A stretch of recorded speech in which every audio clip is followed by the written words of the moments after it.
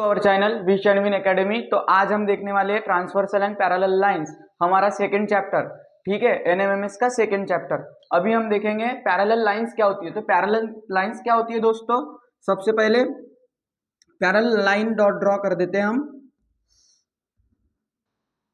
ठीक है, ये हमने क्या ड्रॉ किया, ये जो हमने ड्रॉ किया ये होता है सेगमेंट। इसको हम पैरेलल लाइंस बोल सकते हैं क्या? नहीं, इसको हम पैरेलल लाइंस इसलिए नहीं बोल सकते क्योंकि पैरेलल लाइंस जो रहती है वो पैरेलल रहती है, और पैरेलल मतलब एकदम स्ट्रेट हो सकती है। और इसके साथ में जो एक ड्रॉ करते हैं ये, अब हम दोनों को अगर कंपैरिजन किया जाए तो जैसे कि ये पैरेलल है और ये पैरेलल है, अगर इस टाइप की रहेगी तो ये पैरेलल नहीं हो सकती क्योंकि ये एक दूसरे को क्या होती है, ट्रांसवर्स करती है। ठीक है, तो हमको इस चैप्टर में यही पढ़ना है, पैरेलल लाइंस एंड ट्रांसवर्सल। तो ट्रांसवर्सल क्या होगा, जैसे मैंने बोल दिया आपको, ये लाइन यम है और ये लाइन यल है, तो ये हमारा हो गया पैरेलल लाइंस। ठीक है, पैरेलल लाइंस हो गई। तो अब हम इसी के ऊपर से जो ट्रांसवर्स मतलब दोनों के बीच में से जो जाएगी उसको हम क्या बोलेंगे, ट्रांसवर्सल। तो इसको हम क्या नाम देंगे, यल। ठीक है, इसी को हम नाम दे देंगे यल। अभी हमने देखा कि पैरेलल लाइंस क्या होती है। पैरेलल लाइंस यानी ऐसी दो लाइंस जो दोनों इक्वल होती है। ठीक है, जो दोनों एम और एन, ये हमारी क्या हो गई, पैरेलल लाइंस हो गई। और इसके बीच में से जो गई वो क्या हो गई, हमारी यल। यल यानी क्या हो गई, हमारी ट्रांसवर्सल। तो ठीक है, सबसे पहले हमने एडिंग का पढ़ लिए, ट्रांसवर्सल एंड पैरेलल लाइंस का। अब हम देखेंगे इसके आगे, इसमें जो एंगल्स आते हैं, इंटीरियर एंगल्स और बहुत सारे एंगल्स है, वही हम देखने वाले। Vertically opposite angle, corresponding angles, जो भी है सब पूरे एंगल्स के टाइप पढ़ने वाले हैं। और उसको हमको याद कैसे रखना है ये सब मैं आपको बताने वाला हूँ, तो बने रहिए। एंगल्स कैसे होते हैं और उसको हमको पहचानने के लिए ट्रिक कौन सी इस्तेमाल करनी पड़ती है वो अभी हम देखने वाले हैं। ठीक है, तो सबसे पहले देखेंगे हम वर्टिकली अपोजिट एंगल्स। ठीक है, वर्टिकली अपोजिट एंगल्स जैसे कि मैंने लिखा है यहाँ पे 1 इक्वल्स टू एंगल 4। ठीक है, एंगल 1 इक्वल्स टू एंगल 4। तो मैंने यहाँ पे एंगल्स के नाम दिए हुए हैं। सबसे पहले एंगल्स देख लेते हैं, 1 2 3 4 5 6 7 8। इस टाइप से हमको डायग्राम आती है और हमको एंगल्स दिए हुए रहते हैं, एंगल्स की वैल्यूज दी हुई रहती है और एक एंगल्स को हमको निकालना पड़ता है। उसी के लिए हमको सबसे पहले एंगल्स के बारे में पता होना जरूरी है, कौन सा एंगल्स किस टाइप का होता है और कौन से एंगल को क्या बोलते हैं। ठीक है, तो सबसे पहले देखेंगे हम वर्टिकली अपोजिट एंगल्स। तो सबसे पहले एंगल 1 इक्वल्स टू एंगल 4। तो देख लीजिए पहले vertically opposite angles, angle 1 equals to angle 4। मतलब फॉर एग्जांपल आप देख लो, वर्टिकली अपोजिट एंगल यानी ऐसा होता है, ये एंगल इस एंगल के बराबर रहता है। तो उसी हिसाब से ही देख लो, जैसे कि ये 60 डिग्री का दिया हुआ है तो समझ जाओ कि ये एंगल भी 60 डिग्री का ही होगा। किस चीज से, तो वो होगा वर्टिकली अपोजिट एंगल से। तो वर्टिकली अपोजिट एंगल हमारा बोलता है कि जो एंगल 1 है वो एंगल 4 के बराबर होगा। तो वैसे जैसे एंगल 60 है तो इसका भी एंगल 60 ही रहेगा, 60 डिग्री ही मेजरमेंट रहेगा। ठीक है, वैसे ही ये अगर 70 डिग्री है तो ये भी इसके अपोजिट में आता है, इसलिए ये क्या होगा, ये भी 70 डिग्री होगा। तो हमको वर्टिकली अपोजिट एंगल्स अगर पता करना है तो हम याद रखेंगे क्रॉस। क्रॉस क्रॉस मतलब ऐसे क्रॉस, जो इधर जो ऊपर में रहेगा वही उसी के नीचे में भी रहेगा, वह दोनों इक्वल रहेंगे, और जो राइट साइड लेफ्ट साइड रहेगा वो दोनों इक्वल रहेंगे। वैसे ही 1 इक्वल्स टू 4 रहेगा तो 2 इक्वल्स टू 3 रहेगा। ठीक है, तो वैसे ही हमने यहाँ पे लिखा है एंगल 2 इक्वल्स टू एंगल 3। तो ये क्या हो जाते हैं, हमारे वर्टिकली अपोजिट एंगल्स हो जाते हैं। ठीक है, क्या हो जाते हैं, वर्टिकली अपोजिट एंगल्स हो जाते हैं। वैसे ही 5 इक्वल्स टू 8 हो जाता है, मतलब 5 इक्वल्स टू 8 हो जाता है, और 6 इक्वल्स टू 7 हो जाता है। ठीक है, ये एंगल 6 इक्वल्स टू 7। ठीक है, ये हमारा हो गया vertically opposite angles. Vertically opposite angles यानी आपको समझ गया आप। तो अब हम बढ़ते हैं नेक्स्ट के तरफ। ठीक है, नेक्स्ट कौन सा है, करस्पॉन्डिंग एंगल्स। करस्पॉन्डिंग एंगल्स यानी क्या होते हैं, 1 इक्वल्स टू एंगल 5। ठीक है, एंगल 1 इक्वल्स टू एंगल 5। तो एंगल 1 इक्वल्स टू एंगल 5 किधर है, ये एंगल 1 है और ये हमारा एंगल 5 है। ठीक है, तो ये कहाँ है, आउटर साइड में, आउटर साइड में ऊपर में। तो इधर में क्या है, नीचे साइड में, एकदम नीचे वाले जगह पे। ठीक है, तो 1 इक्वल्स टू एंगल 5। ठीक है, ये एंगल 1 इक्वल्स टू एंगल 5। जब हम लाइन गिराते हैं तो इसके ऊपर वाले एंगल्स, ठीक है, तो ये जब पैरेलल लाइन हमने ड्रॉ की तो इसके ऊपर वाला एंगल 1 है। ठीक है, तो इधर इसके ऊपर वाला एंगल 5 है, तो ये एंगल 1 इक्वल्स टू एंगल 5 हो जाएगा हमारा, एंगल 1 इक्वल्स टू एंगल 5। और एंगल 3 इक्वल्स टू एंगल 7।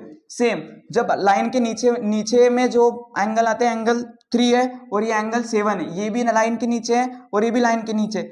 तो एंगल 3 और एंगल 7 हो गए हमारे ये दो एंगल्स, जो ये दोनों इक्वल रहते हैं। और जो भी एंगल इक्वल रहते हैं उनका मेजरमेंट क्या रहता है, सेम रहता है। इसलिए जब हमको अगर पता करना है, जैसे ए एंगल दिया हुआ रहेगा, एंगल 1 इक्वल्स टू हमको 60 दिया हुआ रहेगा, तो वर्टिकली अपोजिट एंगल से हम इसका पता लगा सकते हैं कि 4 भी हमारा कितना रहेगा, 60 डिग्री ही रहेगा। क्यों? क्योंकि वो वर्टिकली अपोजिट एंगल है और वर्टिकली अपोजिट एंगल इक्वल रहते हैं, दोनों आपस में इक्वल रहते हैं, ठीक है। तो इसका 60 मेजरमेंट रहेगा तो इसका भी 60 ही रहेगा। उसी के हिसाब से हम आगे चलते हैं। अल्टरनेटिव इंटीरियर एंगल्स, ये जो एंगल्स है ये दोनों इक्वल्स रहेंगे, मतलब एक एंगल अगर 60 का रहेगा तो दूसरा भी 60 का रहेगा, एक 70 का रहेगा तो दूसरा भी 70 का रहेगा। इसलिए हमको पढ़ना है और ये हमको याद रखना है, ठीक है। अब आ जाएगा हमारा अल्टरनेटिव इंटीरियर एंगल, ठीक है। अल्टरनेटिव इंटीरियर एंगल क्या होता है? एंगल 3 इक्वल्स टू एंगल 7, ठीक है। तो ये angle 3 equals to angle 7 alternative interior angle, ठीक है। ये इंटीरियर है, मतलब ये लाइन के अंदर आते हैं, ठीक है। ये देखो ये लाइन के अंदर आ रहा है, एंगल 3 इक्वल्स टू एंगल 7 ये लाइन के अंदर आ रहा है, मतलब लाइन के बीच में आ रहा है इधर, ठीक है। तो एंगल 3 इक्वल्स टू एंगल 7, वैसे ही angle 4 equals to angle 5, angle 4 equals to angle 5, ठीक है। ये क्या हो जाते हैं हमारे अल्टरनेट इंटीरियर एंगल्स। और इसके बाद alternate exterior angles, angle 1 equals to angle 8, मतलब ये बाहर के, मतलब ये एक्सटीरियर मतलब बाहर का, इंटीरियर मतलब अंदर का। ये जो लाइन के अंदर में रहते हैं उसको हम अल्टरनेट इंटीरियर एंगल बोलेंगे, और जो बाहर के रहते हैं उसको क्या बोलेंगे? Alternate exterior angles. तो अभी हमने देख लिया एंगल्स क्या होते हैं। एक बार आप इसकी स्क्रीनशॉट निकाल लीजिए, आपको लिखने के लिए और समझने के लिए बहुत अच्छा होगा। तो ठीक है, अभी आपका हो गया।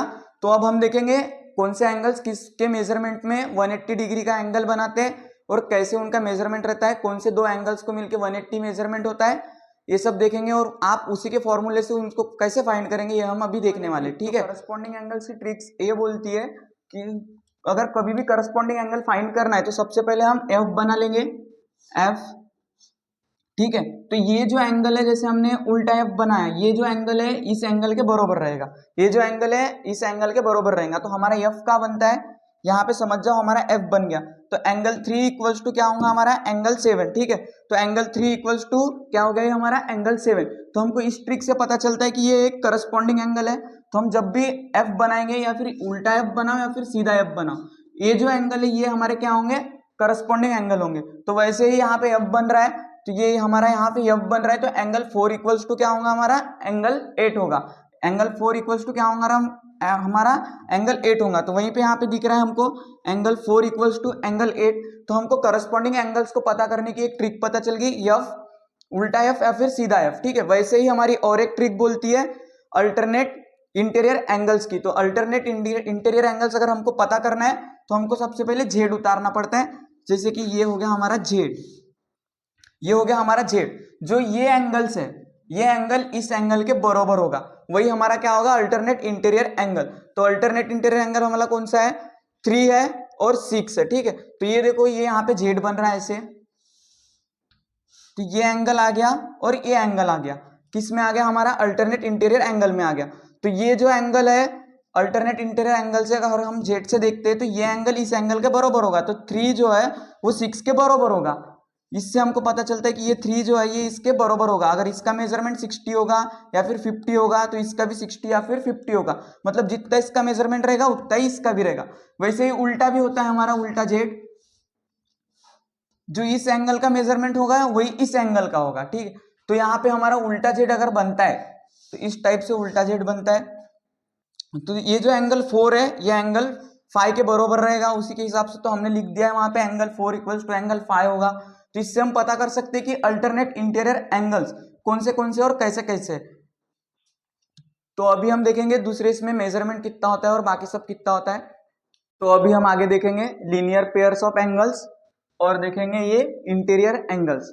तो यहाँ पे जो इंटीरियर एंगल्स है ये angle 3 plus angle 5 equals to क्या होता है? 180 डिग्री, मतलब इन दोनों के एंगल का मिल के जो सम होता है वो 180 डिग्री होता है। तो एंगल 3 और एंगल 5 में हमने आपको बताया था, मतलब इंटीरियर एंगल्स को कैसे पहचानते हैं। तो इंटीरियर एंगल्स को हम पहचानते हैं जेड से, ठीक है। कैसे? जेड से। तो जेड का क्या बोलता है हमारा? Angle 3 plus angle 5। तो ये एंगल 3 है और ये एंगल 5 है। तो एंगल 3 और एंगल 5 हमारा हो गया, क्या हो गया? ये इंटीरियर एंगल हो गया। ये हमारा क्या हो गया? इंटीरियर एंगल हो गया। तो इन दोनों का सम हमारा कितना होगा? 180 डिग्री होगा, 180 डिग्री होगा। और वैसे ही angle 5 plus angle 6 equals to 180 degree, मतलब इन दोनों का भी सम क्या होगा हमारा 180 डिग्री होगा। अगर हमारे पास एंगल, ये एंगल दिया हुआ रहेगा तो हम एंगल 6 आराम से निकाल सकते हैं, और हमारे पास 6 दिया हुआ रहेगा तो हम एंगल 4 आराम से निकाल सकते हैं।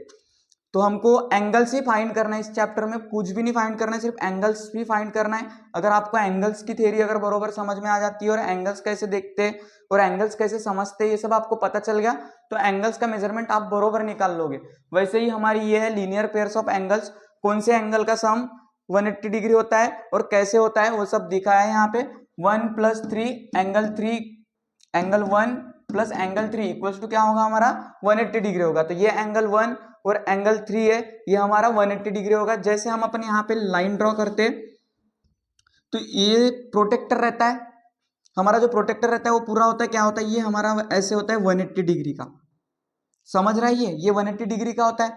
तो अगर इसके बीच में से हम लाइन निकाल लेते, अगर हमको ये वाला एंगल दिया हुआ रहेगा तो हम ये वाला एंगल पता करते, वैसे ही ये हमारा दिया हुआ है इस टाइप से समझ जाओ, ये हमारा 180 डिग्री है, एंगल 1 है plus angle 3 equals to 180 degree होता है। तो वैसे ही समझ जाओ ये हमारा प्रोटेक्टर है, ये एंगल 1 है और ये एंगल 3 है, उसी के बराबर का क्या हो जाता है हमारा 180 डिग्री। ये इससे हमको समझने में बहुत आसानी होती है।